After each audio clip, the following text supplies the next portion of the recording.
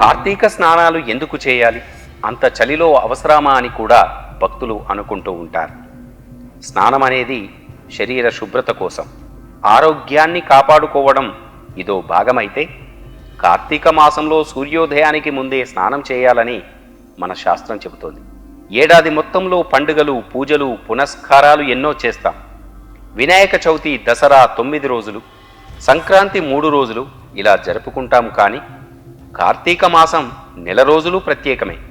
మరీ ముఖ్యంగా శివకేశవులకు అత్యంత ప్రీతికరమైన మాసం ఇది. అయితే దైవభక్తి మాత్రమే కాదు, ఈ నెలలో ఆచరించే ప్రతి క్రియ వెనుక ఆరోగ్య రహస్యం దాగి ఉంది. ముఖ్యంగా కార్తీక స్నానం ఆరోగ్యానికి ఎంతో మేలు చేస్తుంది. సూర్యుడు ఉదయించకముందే నక్షత్రాలు ఇంకా అక్కడక్కడ మినుకుమినుకుమంటుండగానే కార్తీక మాసంలో నదీ స్నానం ఆచరించాలని మన పురాణాలు చెబుతూ ఉన్నాయి. కార్తీకం నెల రోజులు సూర్యోదయానికి ముందే ఈ స్నానం చేయడానికి కూడా ఒక విశేషం దాగి ఉంది. సహజంగానే కార్తీక మాసం అంటే చలి పుంజుకునే సమయం. జ్యోతిష్య శాస్త్ర ప్రకారం ఈ మాసంలో సూర్యుడు తులారాశిలో ఉంటాడు. సూర్యునికి ఇది నీచస్థానం. ఉష్ణోగ్రత తక్కువగా ఉండే ఈ మాసం మనిషి యొక్క ఆరోగ్యంపై ప్రభావం చూపుతుంది. జీర్ణశక్తి తగ్గుతుంది, చురుకుదనం తగ్గుతుంది, బద్ధకం పెరుగుతుంది కూడా. శరీరంలో నొప్పులు ఎక్కువవుతాయి. నరాల బలహీనత ఉన్నవాళ్ళు చలికి ముడుచుకొని పడుకోవటం వల్ల ఇంకా ఆ బలహీనత పెరుగుతాయి. వీటన్నింటిని నుంచి ఉపశమనమే ఈ కార్తీక స్నానం.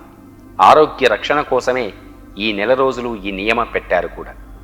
కార్తీక మాసంలో తొందరగా నిద్ర లేవడం వల్ల సహజంగా వచ్చే రుగ్మతుల నుంచి కాపాడుకోవచ్చు.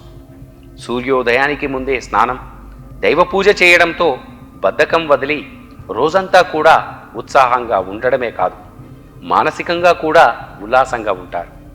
నదీ స్నానం చేయాలి అంటే నది వరకు నడవాలి. ఇది కూడా ఒక వ్యాయామమే. ప్రవహించే నదుల్లో సహజంగా ఉండే ఔషధాలే కాకుండా నదీ పరివాహక ప్రదేశాల్లో ఉండే ఔషధాలు కూడా నీటిలో కలుస్తాయి. ఈ నీటిలో స్నానం చేయడం ఎంతో ఆరోగ్యప్రదం. కార్తీక స్నానం చేసిన తర్వాత ఆ దీపాలను నదిలో వదిలిన దృశ్యాలు మనసుకి చాలా సంతోషాన్ని ఇస్తాయి. నవంబర్ నాటికి వర్షాలు కూడా తగ్గిపోతాయి. నదుల ఉధృతి తగ్గి వాటిలోని ఆ మలినాలన్నీ కూడా అడుగుకి చేరి నిర్మలమైన నీరు ప్రవహిస్తూ ఉంటుంది. సమృద్ధిగా ఇటు స్వచ్ఛంగా ఉన్న నీటిలో స్నానం చేసేందుకు కూడా ఈ కార్తీక మాసమే అనువైన మాసం కూడా. జ్యోతిష్య శాస్త్ర ప్రకారం నీటి మీద, మానవుల మనసు మీద ఆ చంద్రుని ప్రభావం అధికంగా ఉంటుంది. చంద్రుడు ఈ మాసంలో చాలా శక్తివంతంగా ఉంటాడు. అందుకే ఈ కార్తీక మాసాన్ని కౌముది మాసం అని కూడా పిలుచుకుంటారు. చంద్ర కిరణాలతో, ఔషధాలతో రాత్రంతా ఉన్న నీటిలో ఉదయాన్నే స్నానం చేయడం వల్ల అనారోగ్య సమస్యలు కూడా దరిచేరవు.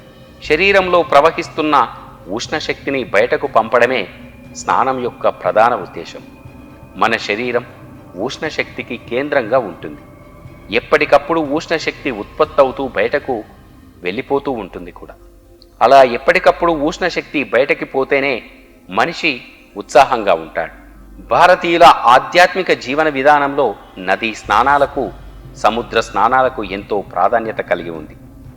కార్తీక మాసంలోనూ పుష్కరాల సమయంలోనూ నదీ స్నానాలు ఎంతో పవిత్రమైనవిగా భావించాలి.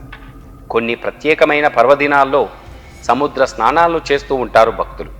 అయితే ఎప్పుడు పడితే అప్పుడు సముద్ర స్నానాలు చేయకూడదనే నియమం కూడా ఉంది. నదీ స్నానం చేసేటప్పుడు పాటించాల్సిన నియమాలను కూడా శాస్త్రం చెబుతోంది.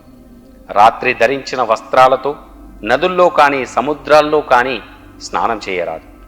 ఉదయాన్నే పరిశుభ్రమైన వస్త్రాలను ధరించిన తరువాతే స్నానం ఆచరించాలి. స్నానం చేసిన తరువాత ఆ వస్త్రాలను నీటిలో ఉతకడం కూడా అపవిత్రంగా భావించాలి. కార్తీక మాసంలో ప్రతి ఒక్క భక్తుడు కూడా నదీ స్నానాన్ని ఆచరించి హరిహరుల కృపకు పాత్రులవుదాం.